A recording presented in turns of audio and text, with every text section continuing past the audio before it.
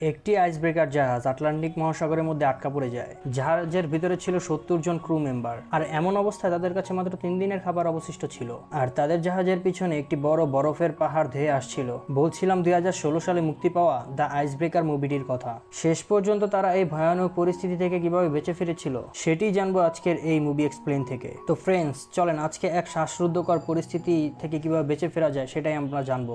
সময়টা ছিল 1985 সাল। তৎকালীন সব আইসব্রেকার জাহাজগুলির মধ্যে সোভিয়েত রাশিয়ার মিখাইল সোমোভকে সবচেয়ে বড় আইসব্রেকার জাহাজ হিসেবে ধরা হতো। একদিন এই জাহাজটি কিছু খাদ্য আর বৈজ্ঞানিক যন্ত্র নিয়ে আর্কটিক রিসার্চ সেন্টারে যাচ্ছিল। আর এই আর্কটিক রিসার্চ সেন্টারটি অস্ট্রেলিয়ার কাছে আন্টার্কটিকায় অবস্থিত। এরপর আমাদের এই জাহাজের ক্যাপ্টেনকে দেখানো হয়। ক্যাপ্টেনের নাম ছিল পেদ্রো। পেদ্রো একজন দক্ষ ক্যাপ্টেন ছিলেন, আর মনের দিক থেকেও সে অনেক ভালো ছিল। তিনি নিজের থেকেও তার ক্রু মেম্বারদেরকে সুরক্ষা রাখার জন্য বেশি চিন্তা করত। তো তাদের জাহাজটি বরফ ভেঙে আস্তে আস্তে সামনের দিকে এগিয়ে যাচ্ছিল। তো তারা লক্ষ্য করে এক সময় তাদের জাহাজের সামনে উঁচু একটি বরফের পাহাড়। আসলে এই বরফের পাহাড়গুলো পানির উপরে একভাবে ভেসে থাকতো। পেদ্রো তখন সিদ্ধান্ত নেয় তারা এই বরফের পাশ দিয়ে বেরিয়ে যাবে, এবং তার কথা মতো তখন জাহাজটিকে ঘুরিয়ে নেওয়া হয়। কিন্তু দুর্ভাগ্যবশত তারা যখন জাহাজটিকে নিয়ে এগোচ্ছিল তখন তাদের জাহাজের পিছনের অংশ বরফটির সাথে অনেক জোরে ধাক্কা খায়, এবং বরফ টুকরো টুকরো হয়ে তাদের জাহাজের উপরে পড়তে থাকে। তখন জাহাজের ডেকে থাকা একজন ক্রু মেম্বার একটি কুকুর নিয়ে সমুদ্রে পড়ে যায়। ক্যাপ্টেন পেদ্রো তাদেরকে ডুবতে দেখে তাড়াতাড়ি সিঁড়ি নামাতে বলে। কথা মতো সিঁড়িও নামানো হয়, কিন্তু এতে কোনো লাভ হয় না। তখন সেখানে থাকা অ্যাসিস্ট্যান্ট ক্যাপ্টেন, যার নাম ছিল অ্যারিমিপ, তখন সে পেদ্রোকে বলে, আপনি এই একজন ক্রু মেম্বারের জন্য বাকিদের জীবন ঝুঁকিতে ফেলতে পারেন না। আমাদের এখনই এখান থেকে যাওয়া উচিত। তবে ক্যাপ্টেন পেদ্রো কাউকে এভাবে মরতে দেবে না। সিঁড়ি নামানোর পরে কোনো কাজ না হওয়ায় একজন ক্রু মেম্বারকে নিচে নামানো হয়। তার অনেক চেষ্টার পরেও কুকুরটিকে বাঁচানো গেলেও সেই লোকটিকে আর বাঁচানো যায় না। সমুদ্রের পানি অনেক ঠান্ডা হওয়ায় লোকটি সেখানে জমে গিয়েছিল এবং একসময় পানিতে ডুবেই যায়। এরপর যে ক্রু মেম্বারটি নিচে নেমেছিল সে প্রচন্ড ঠান্ডার কারণে আর কথাই বলতে পারছিল না। এদিকে এই বরফের পাহাড় থেকে বড় বড় টুকরো জাহাজের উপরে পড়ছিল।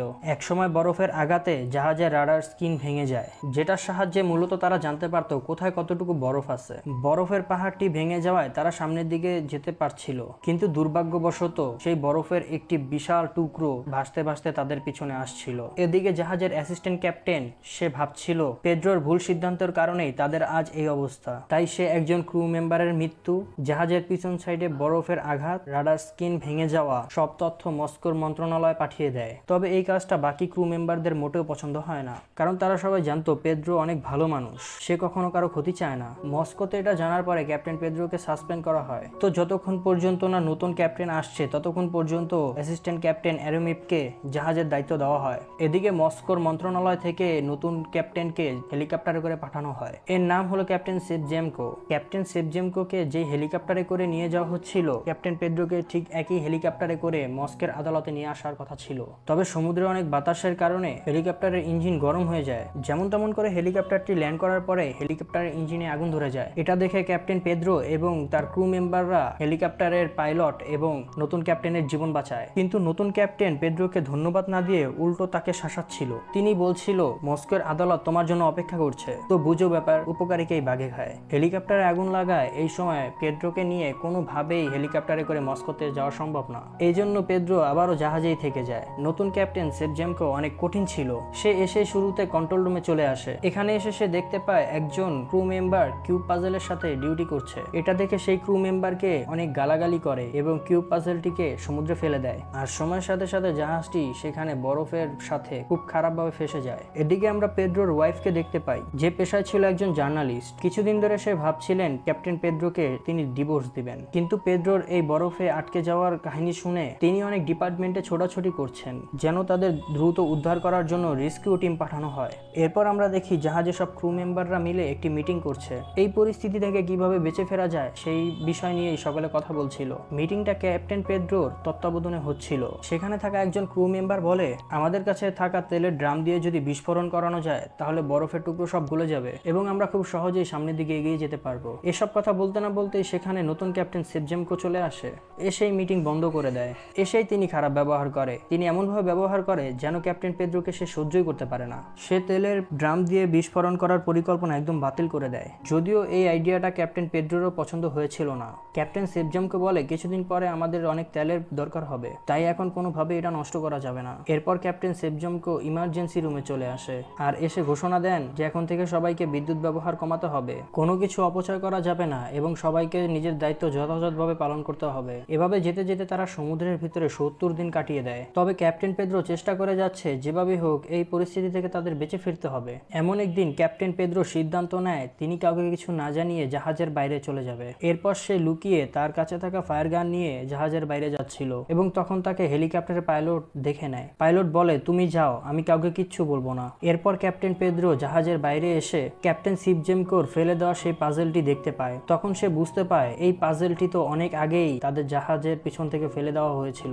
যেই পথ অনেক আগেই তারা অতিক্রম করে এসেছে। এরপর সে কিউব পাজেলটি নিয়ে আরো একটু এগিয়ে যাচ্ছিল আর তখনই সে বরফ ভেঙে নিচে পড়ে যায়। নিচে ছিল একটা পেঙ্গুইন। ক্যাপ্টেন পেদ্রো ভয়ে সেখানে ফায়ার গান চালায় আর জাহাজের উপর থেকে হেলিকপ্টার পাইলট সেটা দেখতে পায়। তখন হেলিকপ্টারের পাইলট বুঝতে পারেন ক্যাপ্টেন পেদ্রো কোনো বিপদে পড়েছেন। এরপর পাইলট জাহাজের সব ক্রু মেম্বারকে নিয়ে ক্যাপ্টেন পেদ্রোকে সেখান থেকে উদ্ধার করে। এরপর তাকে জাহাজের ডাক্তারের কাছে নিয়ে আসা হয়। জাহাজে থাকা ডাক্তার অনেক চেষ্টা করার পর পেদ্রোকে সুস্থ করে তোলে। এরপর ক্যাপ্টেন শিবজেমকো এসে ক্যাপ্টেন পেদ্রোকে অনেক বকাবকি করে কাউকে কিছু না বলে এমন সিদ্ধান্ত নেওয়ার জন্য। তবে ক্যাপ্টেন পেদ্রো তো খালি হাতে আসেনি। তিনি বলেন, আমাদের জাহাজের পিছনে অনেক বড় একটি বরফের টুকরো এগিয়ে আসছে আর আমরা যদি সাহায্য না পাই তাহলে আমরা এখানে খুব দ্রুতই মারা যাব। তবে ক্যাপ্টেন শিবজেমকো তার কথা বিশ্বাস করছিল না। তখন ক্যাপ্টেন পেদ্রো ক্যাপ্টেন শিবজেমকোকে সেই পাজেলটি দেখায় যেটা অনেক দূরে ফেলে দেওয়া হয়েছিল, যেটা এখন জাহাজের কাছে চলে এসেছে। যেটা দেখে ক্যাপ্টেন শিবজেমকো ক্যাপ্টেন পেদ্রোর অভিজ্ঞতা সম্পর্কে বুঝতে পারে, এর সাথে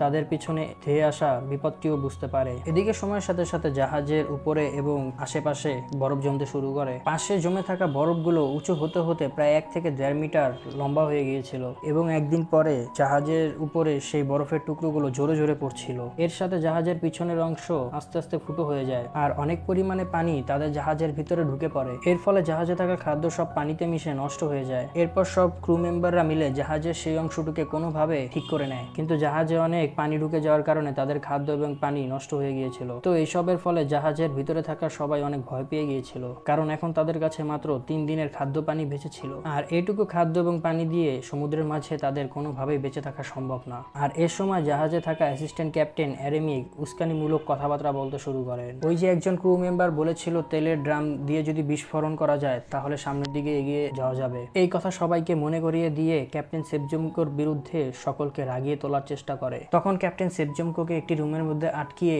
সকল ক্রু মেম্বাররা মিলে শিবজেমকোকে আটকিয়ে রেখে জাহাজের মধ্যে থাকা সকল ক্রু মেম্বার তেলের ড্রামগুলো নিয়ে কিছু দূর এগিয়ে যায় এবং সেখানে একটি বিস্ফোরণ করার পরিকল্পনা করে। এরপর তারা সঠিক জায়গায় তেলের ড্রাম রেখে বিস্ফোরণ ঘটায়। এতে কোনো লাভের লাভ হয় না, উল্টো তাদের তেলগুলো নষ্ট হয়ে যায়। এর ফলে অ্যাসিস্ট্যান্ট ক্যাপ্টেন এরেমিপ নিজের কাছে লজ্জিত হয়ে যায়। ওই দিন রাতে তিনি ইউনিফর্ম পরে জাহাজের উপরে দাঁড়িয়ে পড়ে সুইসাইড করার জন্য। তখন পেদ্রো সেটা দেখে নেয় এবং তিনি তাকে সাহস দেয়। পেদ্রো বলে, আমাদের সাথে যা হয়েছে সেটা ভুলে যাও এবং এখান থেকে আমাদের সকলকে বেঁচে ফিরতে হবে। এই অবস্থায় আমাদের তোমার খুব প্রয়োজন। এদিকে আমরা দেখি সব ক্রু মেম্বাররা তাদের ভুল বুঝতে পেরেছে আর পরের দিন সবাই ক্যাপ্টেন শিবজেমকোর কাছে ক্ষমা চায়। শিবজেমকো সবাইকে ক্ষমা করে দেয়। এমন সময় একজন ক্রু মেম্বার এসে বলে, আমাদের দিকে একটি বড় বরফের পাহাড় ধেয়ে আসছে, যেটা আগের থেকে অনেক বড় আকার ধারণ করেছে। এটা দেখে সবাই বাইরে এসে দেখে আসলেই তাদের দিকে একটি বড় বরফের পাহাড় ধেয়ে আসছে। এর সাথে তারা একটি ফাটলও দেখতে পায়। তখন ক্যাপ্টেন পেদ্রো বলে, আমরা এই ফাটলের মাধ্যমে সামনে এগিয়ে যেতে পারি। তখন বাকি মেম্বাররা বলে, এটা করা মানে মৃত্যুর দিকে এগিয়ে যাওয়া।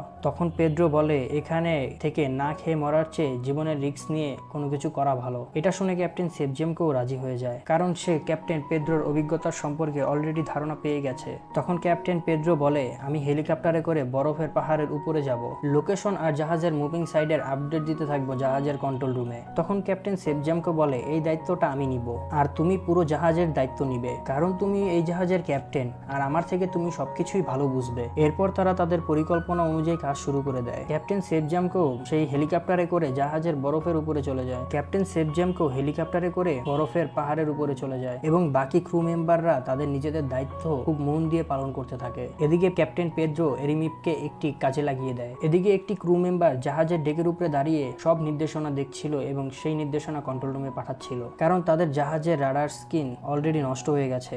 যদিও এই কাজটি অনেক রিস্কের ছিল, তারপরও সেই ক্রু মেম্বার তার দায়িত্ব পালন করছিল। এরপর ক্যাপ্টেন শিবজেমকোর নির্দেশে তারা খুব কষ্ট করে জাহাজটিকে নিয়ে বরফ ভেঙে এগিয়ে যেতে পারছিল।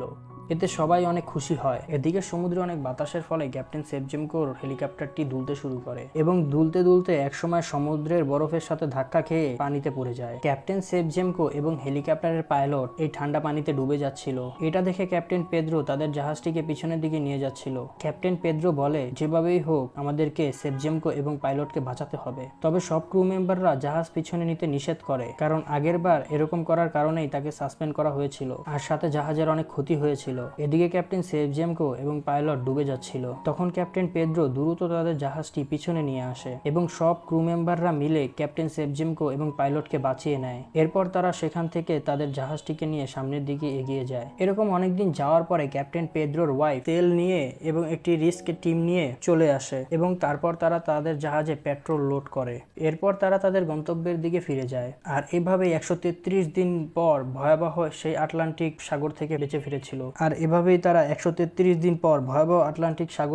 ফিরেছিল। এরপর আমরা দেখি সব পত্রিকায় মিখাইল সোমোভ এর ক্রু মেম্বারদের ছবি ছাপানো হয়েছিল। সেখানে লেখা হয়েছিল কিভাবে তারা 133 দিন পর বেঁচে ফিরেছিল। আর এ সব কিছু খবরের কাগজে দিয়েছিল পেদ্রোর ওয়াইফ। আর এখানে এই মুভিটি শেষ হয়। ধন্যবাদ সবাইকে। এমন আরো মুভি বাংলা এক্সপ্লেন পেতে আমাদের সাথেই থাকুন।